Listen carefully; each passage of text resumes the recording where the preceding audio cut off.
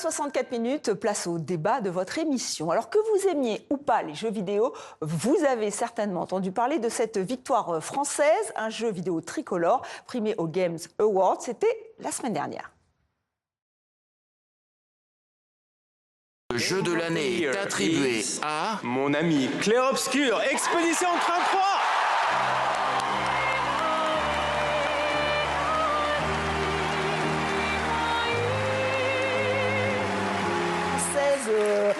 Tellement heureuse de recevoir tous ces prix, parce qu'il y en a eu beaucoup. Est-ce qu'on peut parler d'une exception culturelle française, une French touch, comme il y en a eu dans l'électro, dans le cinéma? On va en débattre avec mes invités. Jérôme Beaune, bonsoir. Bonsoir. Vous êtes le cofondateur et CEO du studio Ataboy Interactive, un studio indépendant, et vous avez été formé à Isart Digital, première école d'ingénieurs dédiée aux jeux vidéo, une école que vous connaissez très bien, Azad Luce-Barognan, puisque vous en êtes le directeur du développement international. Merci d'être avec nous. Alors, le jeu vidéo qui a ses écoles, aussi son musée, le plus grand d'Europe, il est français, un espace de 1200 mètres carrés où on peut presque tout toucher. C'est ça, David Soubé, bonsoir. Tout à fait. Tout à fait, vous êtes... Bonsoir. Ouais. Vous êtes le vice-président de l'association MO5. Voilà, qui gère le lieu. Et enfin, nous sommes en direct avec Olivier Mocco. Merci d'être avec nous. Vous êtes le président de Game in Society et aussi de l'Observatoire européen des jeux vidéo. Donc, merci à vous quatre. On a voulu planter le décor parce qu'en fait, le jeu vidéo, c'est quand même un secteur extrêmement fort économiquement. Et on va le faire grâce à vous, Lola Colomba. Alors, qu'est-ce que ça représente, ce jeu vidéo ? Eh bien, écoutez, Estelle, les chiffres ils sont particulièrement parlants au niveau mondial, puisque selon le rapport annuel du cabinet spécialisé Newzoo, en 2025, le marché du jeu vidéo, c'est 188,8 milliards de dollars de revenus, ce qui place le secteur loin devant celui du cinéma, par exemple, qui est estimé à un peu plus de 100 milliards de dollars chaque année. On compte 3,6 milliards de joueurs de jeux vidéo dans le monde. À noter que les marchés chinois et américains représentent la moitié des dépenses globales. Au niveau français à présent, le secteur représentait 4 milliards d'euros de chiffre d'affaires l'an dernier, d'après le cabinet de conseil EY. Et sur ce point, eh bien, il y a une exception française, puisque, regardez ce graphique, les marchés de la musique et du cinéma, mais aussi celui du livre, continuent de peser davantage dans l'économie culturelle. Et puis, surtout, en fait, quand même, il y a une certaine baisse, Lola. Il y a une baisse en ce moment, même s'il y a des chiffres quand même assez impressionnants. Oui, tout à fait. La baisse, elle est de plus 3... la croissance du secteur, l'an dernier, elle est de plus 3,4%, alors qu'il y a encore quelques années, on parlait d'une croissance à deux chiffres. Au niveau français, les ventes, elles ont même reculé l'an dernier, moins 5,8%. Mais selon les syndicats du secteur, eh bien, ça s'explique aussi par le fait que l'année 2023 avait été une année record, avec beaucoup de nouvelles sorties de jeux et de consoles. De toute façon, le jeu vidéo reste une industrie très importante dans notre pays, puisqu'elle emploie pas moins de 10 000 emplois à temps plein. Merci Lola, et on verra effectivement s'il y a une French touch. Vous allez nous dire ça dans quelques minutes, mais on va d'abord je vais d'abord tourner vers vous, Olivier Mocco. Est-ce qu'on peut parler d'un âge d'or du jeu vidéo, même s'il y a eu cette petite baisse en France ? Disons qu'on a connu plusieurs âges du jeu vidéo. Le premier dans les débuts 90 jusqu'au début 2000, où on a eu vraiment l'explosion du jeu vidéo français. On dominait la scène mondiale, il faut le dire. Et là, on a connu ensuite un moment de plateau. Maintenant, c'est vrai, ce qui est intéressant de voir, c'est qu'il y a des renouveaux qualitatifs. On a des pépites indépendantes qui marchent très très bien. On a des savoir-faire et on a des élèves qui sont très bien formés, des nouveaux entrants qui arrivent. On a effectivement le musée, on a un patrimoine. Mais on est dans un moment de transition. Donc c'est ça qui est aussi intéressant, qui permet l'émergence de ces comme Clair Obscur, mais aussi qui pose des questions sur la réorganisation globale du secteur, les crises qu'il traverse malgré tout. Alors David Soumet, effectivement, un musée pour les jeux vidéo, c'est un marqueur. Là, ça y est, le jeu vidéo fait partie du patrimoine.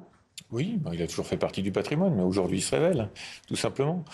Avec, comme vous avez vu les chiffres que vous avez évoqués il y a quelques instants, c'est quand même un patrimoine majeur.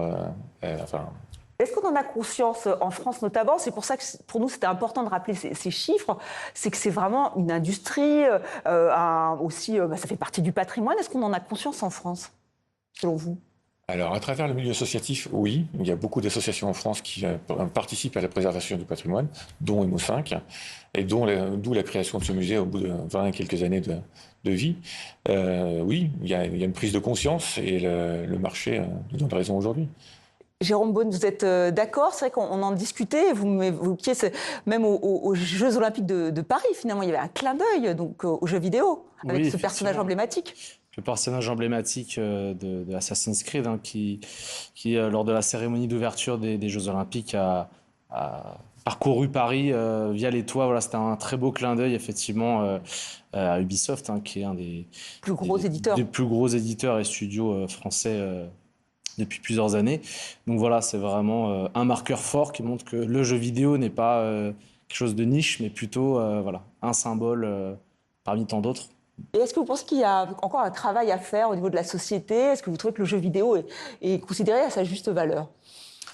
C'est un médium culturel à part entière qui fait appel à énormément de compétences, de savoir-faire technique, de bagage culturel. Et aujourd'hui, c'est omniprésent. En réalité, le jeu vidéo, c'est un média créatif, mais il irrigue énormément d'autres industries.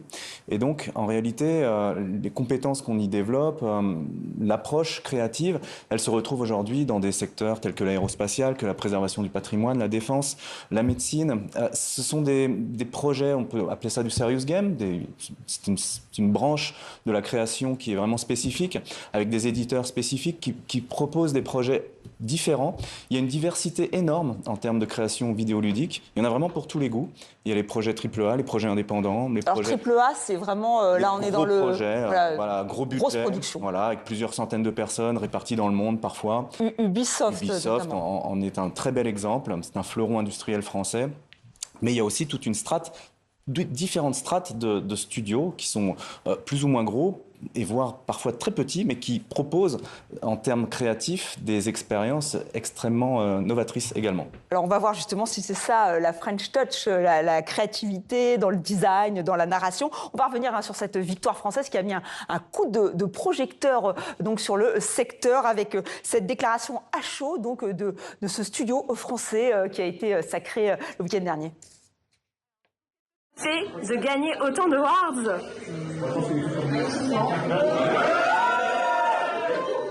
Non, ça fait trop plaisir, c'est un projet passion, c'est un projet dans lequel on a mis toute notre âme et tout notre cœur, et forcément, c'est récompensé comme ça, c'est trop beau, quoi. Donc, belle soirée. Et le Gauthier? Le Gauthier dans la poche, hein.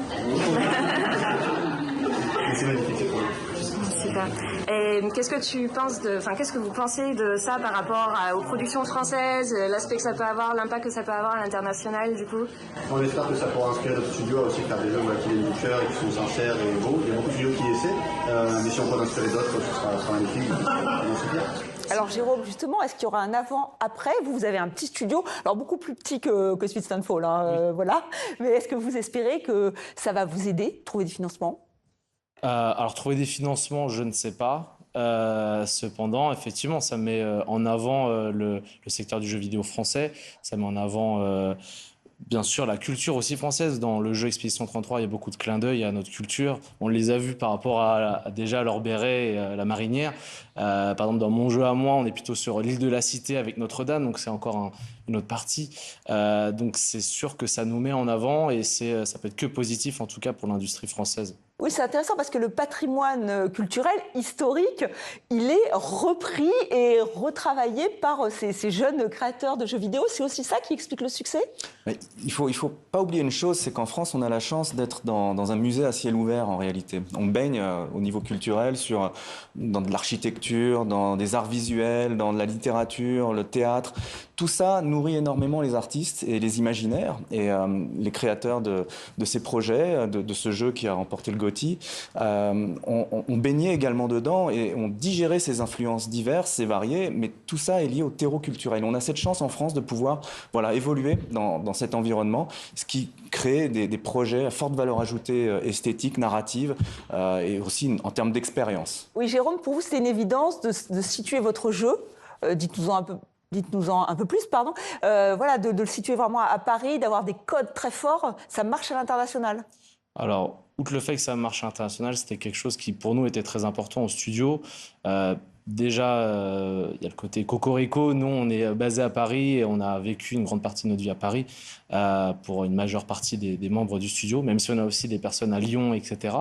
Et effectivement, il y a une telle histoire dans notre patrimoine que on ne peut pas s'empêcher de pouvoir puiser dans toutes ces histoires fabuleuses. Et je ne suis pas le premier à l'avoir fait. Et par exemple, Assassin's Creed, on a parlé d'Ubisoft tout au début, était également dans les premiers à avoir exploité et mis en avant justement tout ça, et pas uniquement le patrimoine français, mais international également. Olivier Mocco, la French Touch, elle existe dans le jeu vidéo et justement elle se nourrit, comme on vient de le dire, de toute cette histoire.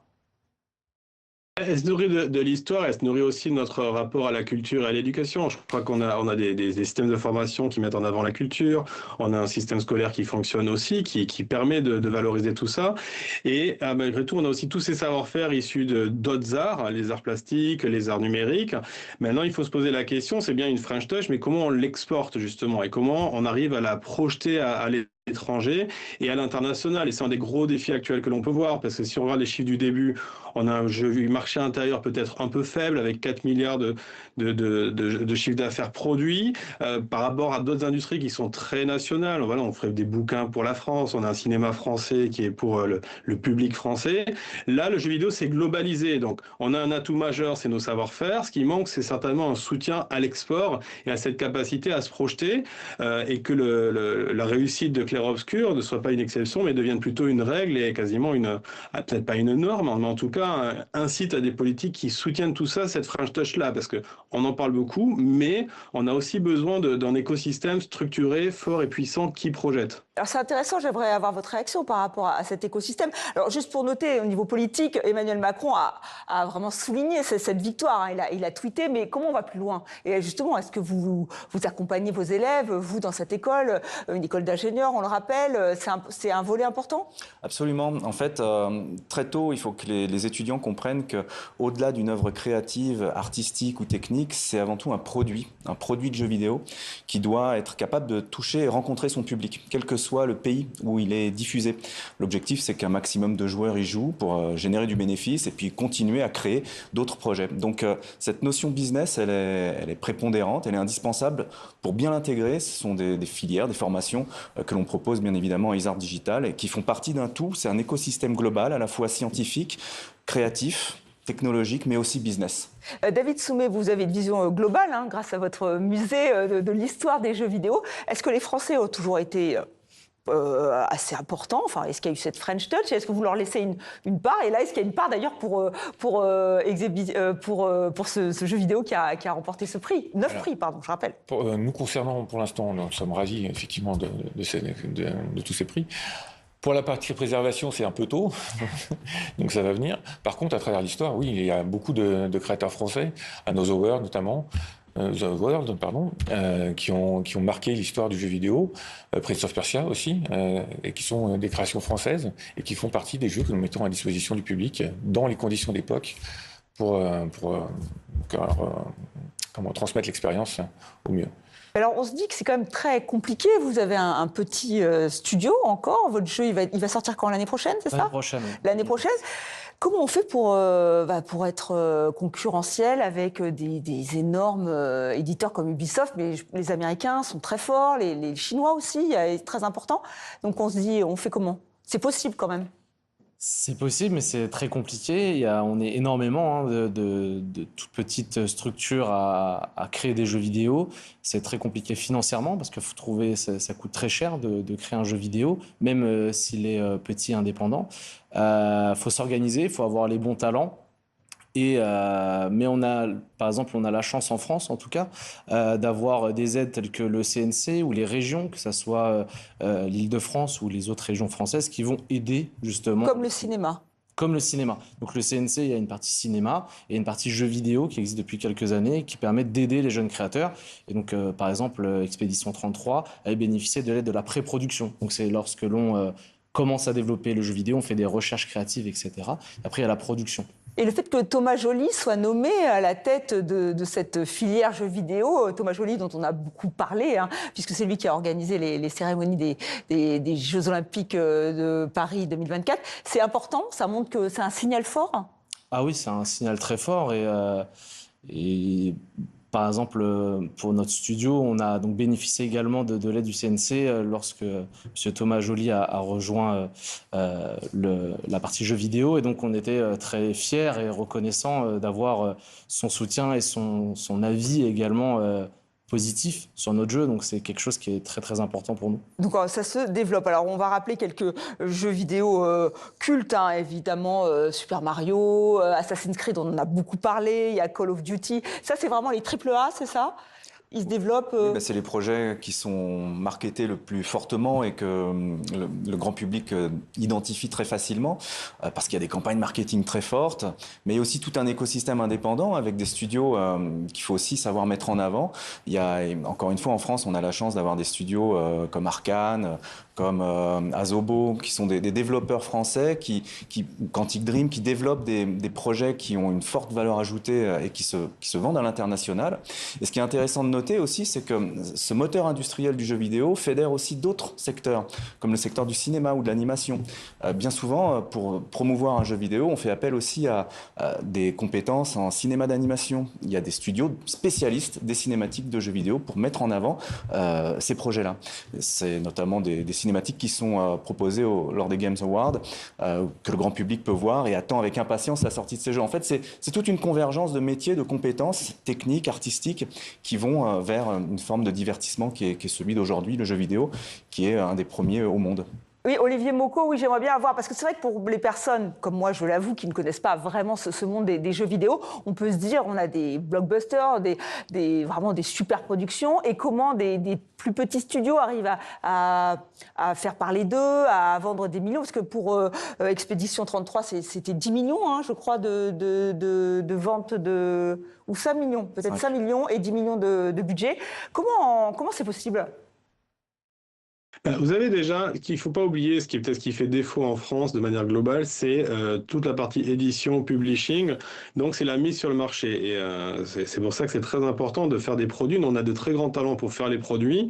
On a peut-être plus de faiblesse pour distribuer mondialement et justement être capable de projeter auprès de tout le monde. Donc il y a des éditeurs, il y a des éditeurs indépendants qui existent, il y a des éditeurs par segment de marché. Donc en France, on a aussi évidemment Ubisoft, on a aussi Focus Interactive qui joue un rôle important. On a des éditeurs plus confidentiels, d'une part, et ensuite il y a aussi tout le travail aux côtés de la communauté. Il y a de plus en plus, on voit émerger d'autres manières de faire la communication et les lancements auprès d'influenceurs, en travaillant cette communauté au fur et à mesure, année après année, pour ensuite, le jour du lancement, avoir un succès fort, tout de suite poussé. Et c'est vrai que c'est très important de réfléchir, parce que le succès Clair Obscur, c'est aussi le succès de Kepler Interactive, qui lui-même a aussi fait un autre succès français qui est Soclap, enfin qui est Rematch de Soclap. Donc il y a un écosystème qui est en train de se faire, de nouveaux éditeurs, de nouvelles façons de mettre sur le marché. Et c'est comme ça qu'on arrive aussi à le penser au global. Monsieur disait que tout à l'heure c'était un produit, c'est tout à fait ça, c'est un produit culturel, industriel, et donc il faut être capable de le projeter et de le vendre aussi. Ça, c'est quand même un point fondamental. Alors David Soumet, est-ce que vous êtes d'accord, vous, sur cette vision du produit ? Ah ouais, l'aspect vente et distribution du produit aujourd'hui nous impacte peu. Oui, non, mais vous êtes une association, donc vous, il y a un autre rapport qui se crée avec le jeu vidéo.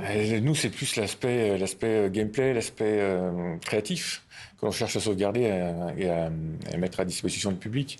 Donc c'est plus un peu en retrait par rapport à tout cet aspect distribution, aspect vente et rentabilité du projet. Et est-ce que passion aussi, quand même, qui joue ? C'est plus la passion qui joue, effectivement, dans un second temps que ce marketing, effectivement. Tout ce marketing. Et je vais évidemment évoquer l'intelligence artificielle. Est-ce que vous formez vos élèves ? Est-ce que c'est important pour vous pour créer des jeux, puisque c'est dans tous les secteurs? Et en plus, là, on se dit que c'est quand même un secteur où ça se développe beaucoup, non, Jérôme ? Oui, donc alors l'intelligence artificielle est un vaste débat qui touche tout le monde et dans le jeu vidéo on n'est pas épargné. Donc c'est effectivement de plus en plus utilisé. Après il y a différentes formes d'intelligence artificielle. En tout cas, par exemple, pour mon petit studio, on utilise très peu d'intelligence artificielle et quand on l'utilise, c'est ce qu'on appelle des placeholders. Donc c'est en attendant d'avoir les vrais assets. Donc, par exemple, c'est des enregistrements de voix d'acteurs. On va avoir des voix, de la narration, des dialogues. Donc, en attendant d'enregistrer ces fameuses voix, on a besoin de se rendre compte dans les cinématiques, dans les interactions, dans les dialogues, un peu les intentions, les animations, etc. Et donc, par exemple, on va utiliser de l'IA pour avoir des voix temporaires qu'on va remplacer au fur et à mesure. Et donc, d'autres studios que vous avez cités juste avant utilisent également ces techniques, mais c'est vrai que ça se démocratise de plus en plus et les outils sont de plus en plus élaborés et poussés. Azad Lusbaharognan, c'est quelque chose que vous apprenez à vos élèves. Aujourd'hui, on ne peut pas se passer de l'IA. Isart Digital étant numéro 1 sur le placement de ses étudiants dans l'industrie, c'est notamment parce qu'on a su évoluer aussi avec le temps et on s'est adapté aux usages et aux manières de travailler des studios. On est très connecté à l'industrie. L'IA, c'est un outil qui existe. On ne peut pas faire comme s'il n'existait pas. Donc l'objectif, c'est que les étudiants sachent comment ça fonctionne, sachent quoi faire avec, quoi ne pas faire avec et ce qu'il en coûte de l'utiliser aussi, parce que ça a un coût écologique et sur d'autres terrains aussi. L'objectif étant de remettre toujours l'individu et la création humaine au centre des enjeux. Donc oui, l'intelligence artificielle est un sujet qui est évoqué à l'école, mais ce n'est pas une fin en soi, ça reste un outil parmi une panoplie très large et on oublie bien souvent le fait que dans ces métiers-là qui sont haute valeur technologique, avant tout, il y a des individus, il y a des gens qui travaillent ensemble avec des sensibilités, des égos qu'il faut pouvoir harmoniser et faire en sorte de livrer un produit fini, malgré le fait qu'on n'est pas toujours d'accord sur la manière de faire. Voilà, l'intelligence artificielle qui provoque beaucoup de débats, même au sein du jeu vidéo. Merci à vous 4 d'avoir participé donc à ce plateau et à ce focus sur cette French Touch qui existe, semble-t-il, mais il y a encore un petit peu de travail, semble-t-il aussi, selon Olivier Mocco. Merci à vous.